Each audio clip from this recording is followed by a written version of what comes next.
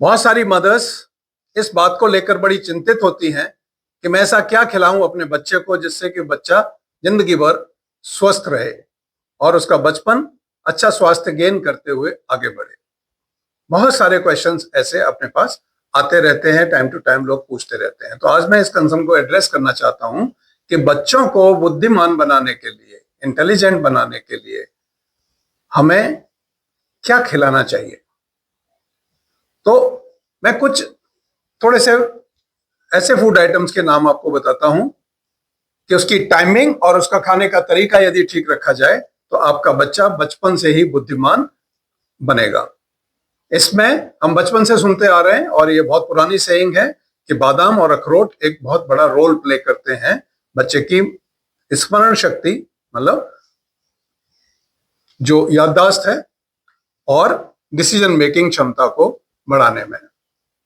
University of California ने एक research की थी 2016 में, जिसमें उन्होंने कहा कि ओमेगा 3 फैटी एसिड्स बच्चे की स्मरण शक्ति और निर्णय क्षमता को बढ़ाते हैं, डिसीजन मेकिंग कैपेबिलिटीज को बढ़ाते हैं। इसके लिए क्या करना चाहिए, वो सजेस्ट करते हैं कि रोज 4 से 5 भीगे हुए बादाम और एक अखरोट बच्चे को सुबह नाश्ते में दिया जाना चाहिए। I am sure this will happen. AIIMS की एक रिपोर्ट मैंने पढ़ी 2020 की, जिसमें वो कहते हैं कि नेचुरल ब्रेन टॉनिक हमारे अपने किचन्स में अवेलेबल है।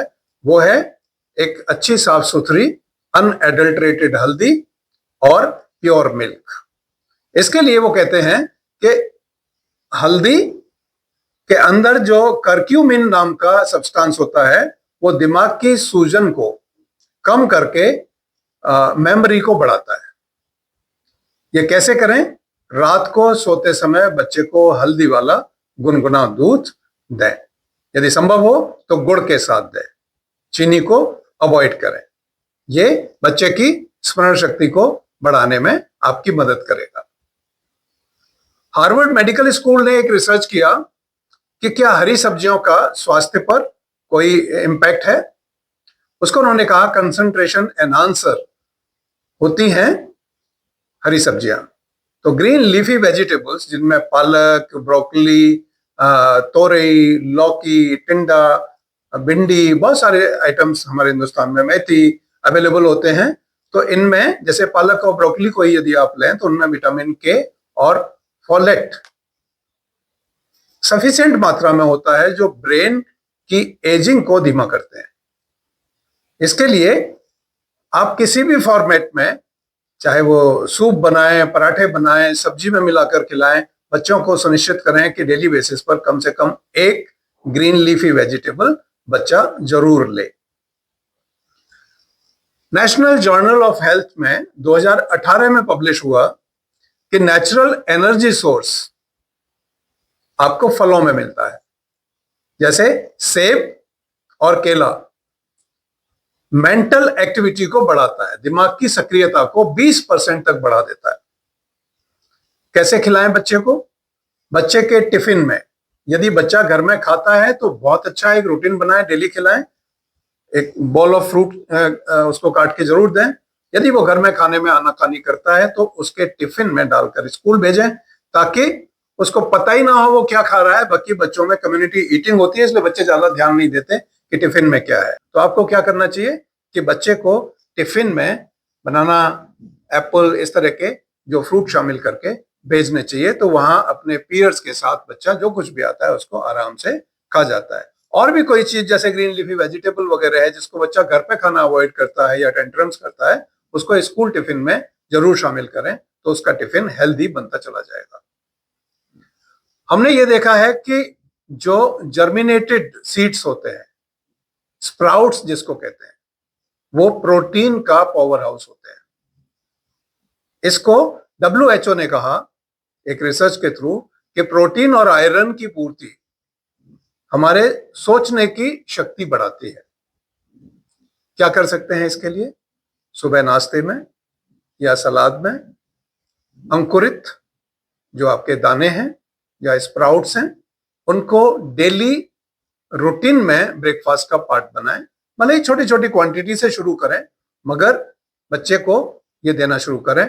बच्चा कई बार जो आप खाली उसको सोक करके मॉर्निंग में दे देते हैं या जैसे ही स्प्राउट्स तैयार होते हैं आप दे देते हैं, हो सकता है इस तरह से उसको टेस्ट ना आए, तो उसमें मदर्स टेस्ट डेवलप करने के लिए कुछ थोड़े बहुत हल्के फुल्के मसाले ऐड कर सकते हैं, थोड़ा फ्राई कर सकते हैं, थोड़ा उसको उबाल सकते हैं, या उसमें कुछ ऐसी चीज डाल सकते हैं जिससे बच्चे को उसको खाने में इंटरेस्ट डेवलप हो। मगर ये चीज दी जाए तो बच्चे को बहुत फायदा होगा।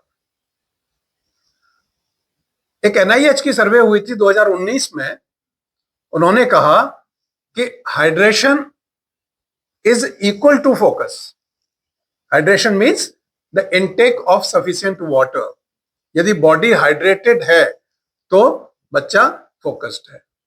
ऐसे में उन्होंने कहा कि 1% डिहाइड्रेशन से भी, भले ही सिर्फ 1% का डिहाइड्रेशन हो, तो बच्चे का जो कंसंट्रेशन है वो प्रभावित होता है। इसके लिए क्या कर सकते हैं कि हर 2 घंटे में बच्चे को 1 गिलास पानी पीने की आदत जरूर डालें, और पानी को एकदम से पेट में डालने की आदत ना डालें, उसको बोले कि धीरे धीरे सिप करके उस पानी को वो पिए, तो ज्यादा हाइड्रेट बॉडी होगी, और बॉडी यदि हाइड्रेटेड है तो बच्चे का कंसंट्रेशन बढ़ेगा। डिहाइड्रेशन होगा तो 1% का डिहाइड्रेशन भी उसकी कंसंट्रेशन एबिलिटी को कम करता है। तो पढ़ने वाले बच्चों को कंसंट्रेशन बहुत इंपॉर्टेंट पार्ट है। कंसंट्रेशन पे मैं एक बार फिर आपसे अलग से वीडियो पे बात करूंगा। आजकल दोस्तों हम सभी परेशान हैं इस बात को लेकर के हमारा बच्चा मानता ही नहीं जंक फूड खाए बिना। उसके लिए रोएगा, झगड़ेगा, टेंट्रम्स करेगा, सब कुछ होता है, मगर बच्चा नहीं मानता। तो पहली बात तो मैं आप सबसे ये कहना चाहता हूं कि जंक फूड खाने की आदत किसने डाली? आपने डाली। बचपन में आपने शौक शौक में उनको जंक फूड ला के दिया और बच्चे को फिर उसको खाने की आदत पड़ गई। अब उसको विड्रॉ करना एकदम से मुश्किल होता है। तो इसको धीरे धीरे विड्रॉ करें और उसका रिप्लेसमेंट कुछ ऐसा दें जो होम कुक्ड हो, जिसमें उसको इंटरेस्ट हो, जिसमें उसको टेस्ट आता हो। तो उससे जंक फूड से धीरे धीरे दूरी बनाए। एकदम विड्रॉ करने से बच्चे को अच्छा नहीं लगेगा और उसके लिए थोड़ा सा आपके साथ एडजस्ट करना मुश्किल होगा। तो लांसेट जर्नल कहता है कि प्रोसेस्ड फूड से आईक्यू औसतन 8 से 10 अंक कम हो जाता है। 8 to 10 points gets down processed food से। अब किसी भी किस्म का प्रोसेस्ड फूड हो, जैसे चिप्स हैं, कोल्ड ड्रिंक है, कुकीज हैं, तो आजकल दोस्तों हम सभी परेशान हैं इस बात को लेकर के हमारा बच्चा मानता ही नहीं। आपके बर्गर्स हैं, पिज्जाज हैं, ये इस तरह की कोई भी चीज यदि आप बच्चे को खिला रहे हैं तो मान के चलिए जो औसतन आईक्यू है वो 8 से 10 पॉइंट कम हो जाता है। जिसको हम जीनियस कहते हैं वो करीब 130 आईक्यू वाला होता है। तो आप समझ लीजिए कि 130 आईक्यू वाला यदि जीनियस है और उसमें से 8 से 10 पॉइंट्स आईक्यू के कम हो जाएं तो क्या वो जीनियस रहेगा? तो ये माता पिता को इस बारे में जरूर सोचना चाहिए। Best food is the food cooked by mom at home. ये नारा बच्चों को जरूर रटाया जाना चाहिए। Nobody is better cook than the mom in the house. So ये सुनिश्चित करने के लिए जैसे इंडियन जर्नल ऑफ पेडियाट्रिक्स 2020 में एक रिसर्च के थ्रू इन्होंने सजेस्ट किया कि भावनात्मक सुरक्षा मींस इमोशनल स्टेबिलिटी और सिक्योरिटी तथा आत्मविश्वास को बढ़ाने के लिए घर का ताजा खाना बच्चों को दिया जाना चाहिए। और कोशिश ये करें कि बड़े लोग भी वही खाना खाएं ताकि बच्चों को ये ना हो कि आपने तो कुछ और खा लिया, हमारे लिए कुछ और बना दिया। सबकी रिक्वायरमेंट ताजा खाना खाने की होती है और ये रूल ऑफ द फैमिली होना चाहिए कि let's eat together the fresh food cooked by mom in the house. समय पर खाना भी क्या खाया उससे ज्यादा इंपॉर्टेंट है। कभी आप किसी समय खा रहे हैं, कभी किसी समय खा रहे हैं। कुछ बच्चों को आजकल देखा गया है कि लेट नाइट ईटिंग करते हैं।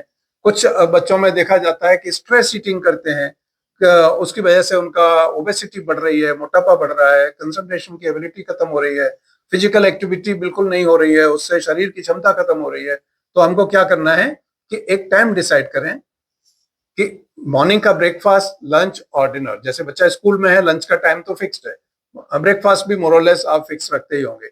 डिनर का टाइम फिक्स कर लें कि सारा घर डिनर एक पर्टिकुलर टाइम पे डेली करेगा। इसके पीछे साइंटिफिक रीजन ये है कि बॉडी को प्रोसेस करने के लिए, फूड का प्रोसेस करने के लिए एक पर्टिकुलर टाइम गैप चाहिए होता है। उतने टाइम में बॉडी उसको प्रोसेस कर लेती है। तो ना तो बहुत लंबे समय बाद, ना एक खाने के जस्ट बाद कोई दूसरा खाना ठीक नहीं है। इस पर कोशिश ये की जाए कि एक पर्टिकुलर टाइम लाइन पे सारे लोग घर में खाना खाएं। और ये प्रूव किया है, नेशनल रिसर्च रिव्यू में ये पब्लिश भी हुआ है। कई साइंटिफिक रिसर्चेस ने इसको प्रूव किया कि तय समय पर खाना पोषण देता है और दिमाग की रिदम को बनाए रखता है। तो जैसे समय पे खाना खाने से बॉडी की रिदम बनती है, वैसे ही ब्रेन की रिदम बनती है। खाना खाते समय एक बहुत इंपॉर्टेंट चीज है, जब आप डाइनिंग टेबल पर बैठे हैं, जिन्हें मैं बार बार कहता हूं, वो एक टाइम है जब आप पूरे परिवार के साथ डायलॉग और एक अफेक्शनेट एनवायरनमेंट क्रिएट कर सकते हैं। इस समय खूब मस्ती मजाक और बातें हो रही चाहिए आपस में। और इस बात को मैं ही नहीं कह रहा, येल यूनिवर्सिटी ने भी इस पर रिसर्च किया और कहा कि माता पिता के बीच का जो डायलॉग है, जो स्पर्श है, मींस टच है एक दूसरे को, वो ऑक्सीटोसिन हार्मोन को बढ़ाता है, उसको सक्रिय भी करता है। और बच्चा यदि ऑक्सीटोसिन हार्मोन सिक्रीट हो रहा है, खुश है, तो उसके सीखने की एबिलिटी भी बढ़ जाती है। तो इसलिए जिंदगी में खुशी लाने के लिए साथ में खाना खाएं, आपस में डायलॉग करें, एक दूसरे को टच करें, हक करें, बात करें, मस्ती करें, मजाक करें और हेल्दी ताजा खाना खाएं। इससे बहुत फर्क पड़ेगा। जैसे कहते हैं ना कि एक पोषक थाली, एक सकारात्मक संवाद, यही बच्चे को बुद्धिमान और सशक्त, शक्तिशाली बनाते हैं। Wish you all the best on this World Health Day. Take care of your health and the health of your loved ones. Thank you.